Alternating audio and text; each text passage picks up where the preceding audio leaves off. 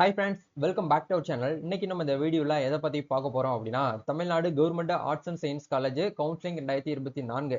Counselling அப்படிங்கிறது general counselling வரக்கூடிய 10ஆம் தேதியிலிருந்து ஸ்டார்ட் ஆகுது. இந்த கவுன்சிலிங்க்கு என்னென்ன டாக்குமெண்ட்லாம் வந்து மேண்டேட்டரியா வந்து கொண்டு போகணும் அப்படிங்கிறத பத்தி இந்த வீடியோல வந்து ஒரு லிஸ்ட்டே போட்டு வச்சிருக்கேன். வீடியோ வந்து பாருங்க. ஏன்னா இந்த ஒரு வீடியோ போடுறதுக்கான ரீசன் வந்து நம்ம சப்ஸ்கிரைபர், நம்ம ஸ்டூடெண்ட்ஸ் வந்து என்ன பண்றாங்க அப்படின்னா, ஒவ்வொரு ஆளும் ஒவ்வொன்னு சொல்றாங்க ப்ரோ. ஒரு ஃபைனலா என்னென்ன டாக்குமெண்ட் மட்டும் கொண்டு போனா போதும், இதெல்லாம் கண்டிப்பா வந்து தேவைப்படுமா அப்படிங்கிற மாதிரி கமெண்ட்ஸ் வந்து ருட்டீனாவே வந்துட்டு இருக்குது. ஸோ இதுக்கு முன்னாடி போனக்கூடிய கவுன்சிலிங் போயிருக்கக்கூடிய ஸ்டூடெண்ட்ஸ் எல்லாம் நம்ம வந்து கலெக்ட் பண்ணிட்டு என்னென்ன டாக்குமெண்ட்லாம் வந்து கேட்குறாங்க அப்படிங்கிற பத்தி நம்ம ஒரு லிஸ்ட் வந்து ரெடி பண்ணியிருக்கோம். அதை வந்து பாருங்க. வீடியோ வந்து ஃபுல்லா பாருங்க. வீடியோக்குள்ள போறதுக்கு முன்னாடி இப்போ தான் நம்ம சேனலை நீங்க ஃபர்ஸ்ட் டைம் பாக்குறீங்க அப்படின்னா, இந்த வீடியோக்கு கீழே இருக்கக்கூடிய அந்த ரெட் கலர் சப்ஸ்கிரைப் பண்ணையும் பக்கத்துல இருக்கக்கூடிய அந்த பெல் பட்டனை கிளிக் பண்ணி ஆல்ங்கிறத எனபிள் பண்ணிச்சுக்கோங்க. நம்ம சேனல்ல இருந்து போஸ்ட் பண்ணக்கூடிய ஒவ்வொரு லேட்டஸ்ட் இன்ஃபர்மேஷன் எல்லாமே உங்களுடைய மொபைல் நோட்டிபிகேஷன்ல வரும். ஈஸியா நீங்க மிஸ் பண்ணாம பார்த்து தெரிஞ்சுக்க முடியும். சரி, வாங்க இப்ப நம்ம டைரக்டா வீடியோக்குள்ள போகலாம். ஓகே, ஆக்சுவலா வந்து இப்ப நீங்க ஸ்கிரீன்ல பார்த்துட்டு இருக்கக்கூடிய இந்த ஒரு டாக்குமெண்ட் மட்டும் உங்ககிட்ட வந்து இருந்தா போதுமானது. முதல்ல வந்து என்னென்ன அப்படிங்கறத நம்ம ஒன் பை ஒன் வந்து பார்க்கலாம்.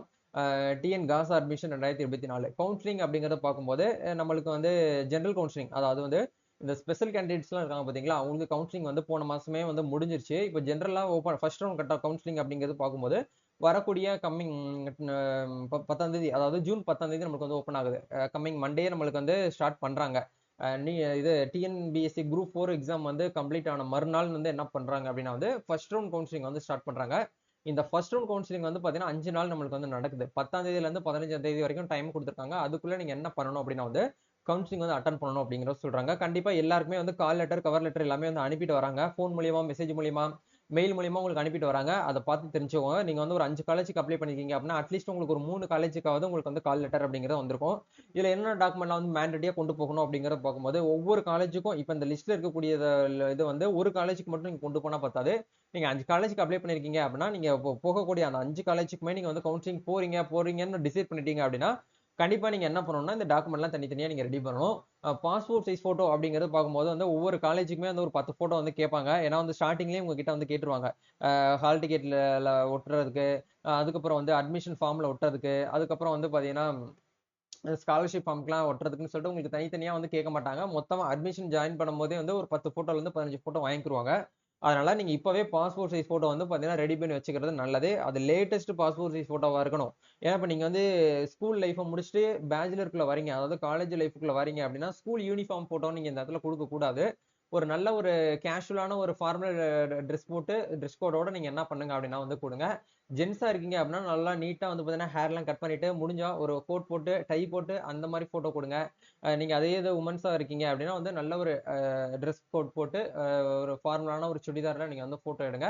எடுத்து நீங்க வச்சுக்கோங்க. இது வந்து ஒரு 50 காப்பியே வந்து எல்லா இடத்துலயுமே வந்து 50 ரூபாய்க்குலாம் கொடுக்குறாங்க. நல்ல ஒரு பாஸ்போர்ட் சைஸ் போட்டோலாம் ஒரு 50 காப்பி போட்டு வச்சுக்கோங்க.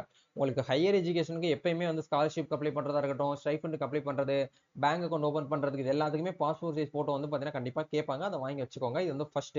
ரெண்டாவதா பார்க்கும்போது வந்து பாத்தீங்கன்னா டிஎன் காசா அப்ளிகேஷன், அதாவது நம்ம Tamil Nadu government arts and science காலேஜுக்கு அப்ளை பண்ணக்கூடிய டிஎன் காசா வெப்சைட்ல அப்ளை பண்ணிருப்போம் பாத்தீங்களா, அந்த அப்ளிகேஷன் 50 ரூபாய் பே பண்ணதுக்கு அப்புறம் ஒரு டவுன்லோட் வந்திருக்கும். அதுக்கான காப்பி நீங்க வந்து எடுத்து வச்சுக்கணும். இப்போ எக்ஸாம்பிளுக்கு வந்து ஒரு 3 காலேஜ் கவுன்சிலிங் போறீங்க அப்படின்னா 3 காப்பி நீங்க வந்து என்ன பண்ணணும் அப்படின்னா 3 ஜெராக்ஸ் வந்து போட்டு வைக்கணும். எல்லா பேஜுமே வேணும். கவுன்சிலிங் கால் லெட்டர், அதாவது வந்து இந்த கவுன்சிலிங் லெட்டர் வந்து எப்படி இருக்கும் அப்படின்னா வந்து உங்க மெயிலுக்கு வந்து சென்ட் பண்ணிருப்பாங்க. இந்த மாதிரி இந்த டேட்ல வந்து நீங்க வந்துருங்க அப்படின்னு சொல்லிட்டு இந்த இந்த லெட்டர் கூட நீங்க வந்து கொண்டு வரணும் அப்படிங்கறத கீழே நோட்ல உங்களுக்கு வந்து கொடுத்துருப்பாங்க. நீங்க நல்லா கவனமா படிச்சு பாத்தீங்கன்னா உங்களுக்கு தெரிஞ்சிருக்கும். அப்படிங்கறனால இந்த கால் லெட்டர் அப்படிங்கிற கவுன்சிலிங் லெட்டரும் நீங்க பிரிண்ட் அவுட் எடுக்கணும். 10th மார்க் ஷீட் அப்படிங்கிறது ஒரிஜினல் பிளஸ் வந்து ஜெராக்ஸ் அப்படிங்கறத கொடுக்கணும். 12th மார்க் ஷீட் வந்து டெம்பரரி மார்க் ஷீட், அதாவது உங்களுடைய ப்ரொஃபஷனல் மார்க் ஷீட்னு சொல்லுவோம், அதாவது தற்காலிக மதிப்பெண் சான்றிதழ், அதையுமே நீங்க என்ன பண்ணணும் அப்படின்னா வந்து கொடுக்கணும். ஒரிஜினல் மார்க் ஷீட் இன்னமும் உங்க ஸ்கூல்ல வந்து கொடுத்துருக்க மாட்டாங்க. அது ஸ்கூல்ல எப்போ கொடுக்குறாங்களோ அப்போ போது நீங்க காலேஜ்ல வந்து சப்மிட் பண்ணிக்கலாம். அப்படிங்கிறதுனால அத ஹெட் மாஸ்டர்ட்ட வாங்கி இருக்கக்கூடிய அந்த சர்டிபிகேட்டை நீங்க வந்து ஒரிஜினல் பிளஸ் வந்து ஜெராக்ஸ் நீங்க வந்து கொண்டு போங்க. டிரான்ஸ்ஃபர் சர்டிபிகேட் நீங்க என்ன பண்ணுங்க அப்படின்னா வந்து நிறைய நம்பர் இதுதான் வந்து தப்பு பண்றீங்க. ஆக்சுவலா வந்து டிரான்ஸ்ஃபர் சர்டிபிகேட் ஒன்ஸ் நீங்க வாங்கிட்டீங்க அப்படின்னா முடிஞ்ச வரைக்கும் நீங்க வந்து 2 பேஜையுமே ஸ்கேன் பண்ணி ஒரு பிடிஎஃபா உங்க போன்ல சேவ் பண்ணி வச்சுக்கோங்க. ஒரு 5, 6 காப்பி நீங்க ஜெராக்ஸ் போட்டு வச்சுக்கோங்க. ஏன்னா வந்து ஒன்ஸ் நீங்க உள்ள கொடுத்துட்டீங்க அப்படின்னா ரிட்டர்ன் திருப்பி வாங்குறது, நீங்க கவர்மெண்ட் காலேஜா இருக்கட்டும், பிரைவேட் காலேஜா இருக்கட்டும், டிசி மட்டும் ஒண்ணு உள்ள கொடுத்துட்டீங்க அப்படின்னா அது வாங்குறது படாத பாடாயிரும். நீங்க வாங்குறது எதுக்காக வாங்குவீங்க அப்படின்னா இந்த காலேஜோடய இன்னொரு காலேஜ்ல எனக்கு கவுன்சிலிங் செலக்ட் ஆகி எனக்கு பெட்டரா கிடைச்சிருக்கு, இந்த காலேஜ்ல எனக்கு பிகாம் கிடைச்சிருக்குன்னா இந்த காலேஜ்ல எனக்கு அதை விட கொஞ்சம் ஒரு பெஸ்டான கோர்சஸ் வந்து எனக்கு வந்து கிடைச்சிருக்கு அப்படின்னு நினைக்கிறீங்க அப்படின்னா அந்த டிசி நீங்க வாங்கும்போது உங்களுக்கான 12th மார்க் ஷீட் உங்களுக்கான 12th டிசியை வந்து கொடுக்க மாட்டாங்க. நீங்க அந்த காலேஜ்ல படிச்சுட்டு டிஸ்கண்டினியூ இப்போ 2 மாசம் வரைக்கும் போயிட்டீங்க அப்படின்னா 2 மாசம் டிஸ்கண்டினியூ அப்படிங்கிற டிசி தான் உங்களுக்கு கொடுப்பாங்க. இந்த 12th டிசி அவங்க வந்து க்ளோஸ் பண்ணிட்டு புதுசா ஒரு டிசி போட்டு கொடுப்பாங்க. நீங்க அதை போயிட்டு இன்னொரு இடத்துல ஜாயின் பண்ணும்போது உங்களுக்கு ஒரு நெகட்டிவான ஒரு பாயிண்ட் வந்து ஃபீல் ஆகும். இந்த காலேஜ்ல இருந்து இந்த காலேஜுக்கு நீங்க டிஸ்கண்டினியூ ஆகி தான் வந்திருக்கீங்க அப்படிங்கிற மாதிரி அவங்க கேட்க மாட்டாங்க. இருந்தாலும் ஒரு நெகட்டிவான ஒரு பாயிண்ட் வரும் இல்லையா, அதுக்காக சொல்றேன். முடிஞ்ச வரைக்கும் டிசி நீங்க என்ன பண்ணுங்க அப்படின்னா, ஒரிஜினல் நீங்க காலேஜில் சப்மிட் பண்றதுக்கு முன்னாடி ஜெராக்ஸ் போட்டு வச்சுக்கோங்க. டிசி 2 பேஜ் இருக்கும், ஃப்ரண்ட் அண்ட் பேக் ரெண்டையுமே நீங்க வந்து ஸ்கேன் பண்ணி ஒரு இதுல ஃபோல்டர்ல போட்டு வச்சுக்கோங்க. அது ஃபியூச்சர்ல கூட நீங்க வந்து அப்லோட் பண்றதுக்கு உங்களுக்கு ஈஸியா இருக்கும். அதனால இந்த டிசியை வந்து என்ன பண்ணணும் அப்படின்னா வந்து ஒரு காலேஜில் நீங்க வந்து கன்ஃபார்மா எனக்கு இந்த காலேஜில் நான் படிக்க போறேன் அப்படின்னு சொல்லிட்டு கவுன்சிலிங் அட்டன் பண்ணி சீட்டு இந்த கோர்ஸை செலக்ட் பண்ணிருப்பீங்க. பிஎஸ்சியில் வந்து மைக்ரோபயாலஜிங்கிற கோர்ஸ் வந்து செலக்ட் பண்ணிருப்பீங்க. அப்போ அந்த கோர்ஸை செலக்ட் பண்ணி எனக்கு ஓகே இந்த காலேஜில் தான் நான் 3 வருஷம் வந்து படிக்க போறேன் அப்படின்னு 100% உங்களுடைய சொந்த முயற்சியாலையும் உங்களுடைய பேரண்டோடைய சப்போர்ட்டாலையும் நீங்க வந்து ஓகே அப்படின்னு எப்போ படுதோ அப்போ நீங்க வந்து டிசி வந்து அந்த காலேஜில் வந்து சப்மிட் பண்ணுங்க. அது வரைக்கும் நீங்க வந்து சப்மிட் பண்ண வேண்டாம், சரிங்களா? அப்படிங்கறதுனால டிசி அப்படிங்கிறது உங்களுக்கு வந்து வேணும், வித் வந்து ஜெராக்ஸோட கொண்டு போங்க. கம்யூனிட்டி சர்டிபிகேட் அப்படிங்கிறத பார்க்கும்போது இன்னமும் நிறைய பேர் வந்து அந்த கார்டு டைப்ல வந்து கம்யூனிட்டி சர்டிபிகேட் வச்சிருக்கீங்க. அதாவது ஆஃப்லைன்ல தாசில்தார் சீல் போட்டு சைன் பண்ணி வச்சிருப்பீங்க. அந்த கம்யூனிட்டி சர்டிபிகேட் வந்து ஒரு சில காலேஜ்ல போன வருஷமே வந்து அலோவ் பண்றது கிடையாது. முடிஞ்ச வரைக்கும் இ சேவை வெப்சைட்ல உங்க போட்டோ போட்டு டிஜிட்டலா இருக்கக்கூடிய கம்யூனிட்டி சர்டிபிகேட் வாங்கி வச்சுக்கிறது நல்லது. லெஃப்ட் சைட்ல வந்து உங்களுடைய போட்டோ இருக்கும், ரைட் சைட்ல இருந்து உங்களுடைய கம்யூனிட்டி என்ன, பிசினா பிசின்னு சொல்லிட்டு பாக்ஸ் போட்டு கொடுத்துருப்பாங்க. உங்களுடைய இப்ப கரண்ட் அட்ரஸ் படி கொடுத்துருப்பாங்க, உங்க ஃபாதர் நேம் இருக்கும், நீங்க என்ன கேஸ்ட் அப்படிங்கிறது எல்லாமே பிரிண்ட் ஆயிருக்கும். யார் வந்து சர்டிபிகேட் வந்து அப்ரூவல் கொடுத்து வழங்கினாங்களோ அந்த தாசில்தாரோடைய பேருமே அந்த இடத்துல இருக்கும். அந்த மாதிரி சர்டிபிகேட்டை நீங்க வாங்கி அதை நீங்க ஜெராக்ஸ் போட்டு இந்த இடத்துல கொடுங்க. அது முடிஞ்ச வரைக்கும் வந்து எல்லாருமே ஜெராக்ஸா தான் இருக்கும். ஒரிஜினல்ங்கிறது வந்து ஆன்லைன் காப்பி தான், அது எப்போ வேணாலும் மிஸ் ஆனாலும் நம்ம டவுன்லோட் பண்ணிக்கலாம். அதுக்கப்புறம் ஆதார் கார்டு வந்து ஜெராக்ஸ் மட்டும் நீங்க கொடுத்தா போதும், ஒரிஜினல் வந்து கொடுக்க தேவையில்லை. இன்கம் சர்டிபிகேட்டும் அதே மாதிரி இ சேவை வெப்சைட்ல இப்ப லேட்டஸ்ட் இன்கம் சர்டிபிகேட் உங்களுக்கு வந்து வேணும். 2024 to 25 அப்படின்னு இருக்கு அப்படின்னா இப்ப போன வருஷம் நிறைய பேர் அப்ளை பண்ணிருப்பீங்க. அப்படி இந்த டேட்ல அந்த எக்ஸ்பைரி டேட் பாருங்க. இன்கம் சர்டிபிகேட் பொறுத்த வரைக்கும் உங்களுக்கு எக்ஸ்பைரி டேட் வந்து இருக்கும். இப்போ எக்ஸாம்பிளுக்கு வந்து ஒரு ஸ்டூடெண்டோட இன்கம் சர்டிபிகேட் நான் எடுத்து ஸ்கிரீன்ல ஷோ பண்றேன் பாருங்க. இப்போ நல்லா கவனிக்கணும். இந்த இடத்துல வந்து உங்களுக்கு வந்து கொடுத்துருக்காங்க பாருங்க, 21/3/2024 இந்த டேட்ல இருந்து 24 23/3/2024 இந்த டேட் வரைக்கும் தான் இந்த ஒரு சர்டிபிகேட் வந்து செல்லுபடி ஆகும் அப்படிங்கிற கொடுத்துருக்காங்க. அப்போ இந்த ஸ்டூடெண்ட்ஸ் வந்து போன வருஷம் 2023 ஆண்டுல மார்ச் மாசம் அப்ளை பண்ணி வாங்கியிருக்காங்க. இதுக்கான எக்ஸ்பைரி டேட் வந்து இந்த வருஷம் வந்து அதே டேட்ல உங்களுக்கு வந்து கம்ப்ளீட் ஆகும். அது கரெக்டா 12 மாசம் வரைக்கும் தான் ஒரு இன்கம் சர்டிபிகேட் வந்து செல்லுபடி ஆகும். இதுக்கப்புறம் இப்போ வரக்கூடிய ஒவ்வொரு நாளும் நீங்க வந்து இதை வந்து யூஸ் பண்ண முடியாது, இது வந்து செல்லுபடி ஆகாது அப்படிங்கறத சொல்றாங்க, சரிங்களா? அப்ப இதே மாதிரி இப்போ உங்க கையில இருக்கக்கூடிய இன்கம் சர்டிபிகேட் எடுத்து பாருங்க. இந்த டேட் பிரகாரம் படி உங்களுக்கு வந்து க்ளோஸ் ஆயிடுச்சா இல்ல வந்து அவைலபிள் ஆயிருக்கா அப்படிங்கிற பார்த்துட்டு அதுக்கு ஏத்த மாதிரி நீங்க என்ன பண்ணுங்க அப்படின்னா வந்து இன்கம் சர்டிபிகேட் அப்ளை பண்ணி வாங்கி வச்சுக்கோங்க. இன்கம் சர்டிபிகேட் அப்ளை பண்றதுக்கு ரொம்ப சிம்பிளா நீங்களே பண்ணிக்கலாம். ஒரு 60 rupees பே பண்ணீங்கன்னா வந்துடும்.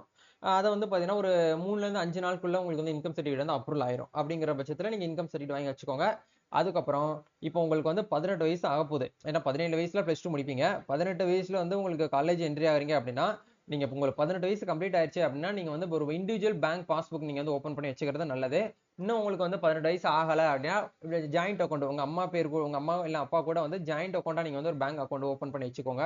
ஏன்னா வந்து நீங்க கவர்மெண்ட் காலேஜ்ங்கிறதுனால ஸ்காலர்ஷிப் உங்களுக்கு வந்து கேட்பாங்க. ஸ்காலர்ஷிப்புக்கு அப்ளை பண்றதுக்காக பேங்க் பாஸ்புக் உங்களுக்கு வந்து கண்டிப்பா மஸ்டா வந்து கேட்பாங்க. இதை நீங்க வந்து ஒரு 2 செட் ஜெராக்ஸ் போட்டு வச்சுக்கோங்க. ஃபீஸ் அப்படிங்கறத பார்க்கும்போது என்ன பொறுத்த டிஎன் காசாங்கிறது கவர்மெண்ட் ஆர்ட்ஸ் காலேஜ் தானே, இதுக்கு நாங்க ஃபீஸ் பே பண்ணணுமான்னு கேட்டீங்கன்னா நீங்க கோர்ஸ் ஃபீஸ் வந்து பே பண்ண போறது கிடையாது. செமஸ்டர் ஃபீஸோ கோர்ஸ் ஃபீஸோ நீங்க பே பண்ண போறது கிடையாது. அட்மிஷன் ஃபீஸ்க்காக நீங்க என்ன பண்ணணும் அப்படின்னா வந்து 1000 ரூபாயில இருந்து 3000 ரூபாய்க்குள்ள நீங்க வந்து ஒவ்வொரு காலேஜை பொறுத்து மாறும். சென்னை சைடுல ஒரு ஃபீஸா இருக்கும், திண்டுக்கல் சைடுல ஒரு ஃபீஸா இருக்கும், மதுரை சைடுல ஒரு ஃபீஸா இருக்கும். அந்த மாதிரி அந்த காலேஜுக்கு ஏத்த மாதிரி ஃபீஸஸ் வந்து உங்களுக்கு வந்து கலெக்ட் பண்ணுவாங்க. எனக்கு தெரிஞ்சு 1000 ரூபாயில இருந்து 3000 ரூபாய்க்குள்ள உங்களுக்கு வந்து ஃபீஸ் வந்து இருக்கும். அந்த ஃபீஸை நீங்க என்ன பண்ணணும் அப்படின்னா நேரடியா கொண்டு போகணும். ஆன்லைன் பேமெண்ட் கிடையாது, பேங்க் டெபாசிட் கிடையாது, செலான் கிடையாது, டிடி எதுவுமே கிடையாது. நேரடியா அட்மிஷன் போடக்கூடிய இடத்துல நீங்க வந்து கேஷா வந்து என்ன பண்ணணும் அப்படின்னா வந்து பே பண்ற மாதிரி இருக்கும். இந்த 11 டாக்குமெண்ட்டையும் கண்டிப்பா ஒரு ஸ்டூடெண்ட் நீங்க வந்து டிஎன் காசாக்கு அட்மிஷன் போட போறீங்க அப்படின்னா இந்த 11 டாக்குமெண்ட் இருந்தா மட்டும்தான் உங்களுக்கு சீட் வந்து கன்ஃபார்ம் ஆகும். ஸோ நீங்க இப்பவே இதெல்லாமே வந்து ரெடி பண்ணி வாங்கி வச்சுக்கோங்க. இதுல உங்களுக்கு ஏதாவது வந்து டவுட்ஸ் வருது அப்படின்னா மறக்காம கமெண்ட் செக்ஷன் வந்து ஷேர் பண்ணுங்க. நெக்ஸ்ட் ஒரு வீடியோல மீட் பண்றேன். இப்போ மோஸ்ட்லி வந்து எல்லாருமே ரேங்க் லிஸ்ட் அப்படிங்கறத வந்து ரிலீஸ் பண்ணிட்டு வராங்க. நிறைய நபர்களுக்கு இன்னும் ரேங்க் லிஸ்ட்ல வரல அப்படிங்கிற மாதிரி சொல்லியிருக்கீங்க. ரேங்க் லிஸ்ட் செக் பண்ணாதவங்க ஏற்கனவே ரேங்க் லிஸ்ட் வந்து எப்படி வந்து செக் பண்ணணும் அப்படின்னு சொல்லிட்டு ஒரு வீடியோ போட்டிருக்கோம். அந்த வீடியோ பார்க்காம இருந்தீங்கன்னா மேல ஐ பட்டன்ல லிங்க் கொடுத்துருக்கேன், அங்க போயிட்டு பாருங்க. டிஸ்கிரிப்ஷன்ல லிங்க் இருக்கு, அங்க போயிட்டும் பாருங்க. நம்ம தமிழ்நாட்டுல 164 government arts and science college இருக்கு. அந்த 164 கவர்மெண்ட் ஆர்ட்ஸ் அண்ட் சயின்ஸ் காலேஜுக்கான வெப்சைட் லிங்க்கும் டிஸ்கிரிப்ஷன்ல கொடுத்துருக்கேன். நீங்க எந்த காலேஜுக்கு அப்ளை பண்ணிருக்கீங்களோ அந்த காலேஜோட வெப்சைட்டை வந்து ஓபன் பண்ணி ரேங்க் லிஸ்ட் வந்து இண்டிவிஜுவல் ரேங்க் லிஸ்ட் டவுன்லோட் பண்ணி செக் பண்ணி பாருங்க. இந்த வீடியோ உங்களுக்கு ரொம்பவே யூஸ்ஃபுல்லா இருக்கும்னு நினைக்கிறேன். இந்த வீடியோ பிடிச்சிருக்குன்னா லைக் பண்ணுங்க, ஷேர் பண்ணுங்க, கமெண்ட் பண்ணுங்க. இந்த வீடியோவை உங்க ஃப்ரெண்ட்ஸ் யாரெல்லாம் arts and science college apply பண்ணிட்டு கவுன்சிலிங்காக வெயிட் பண்ணிட்டு இருக்காங்களோ அவங்களுக்கு இந்த வீடியோ வந்து ஷேர் பண்ணி விடுங்க. Thank you, all the best, god bless you.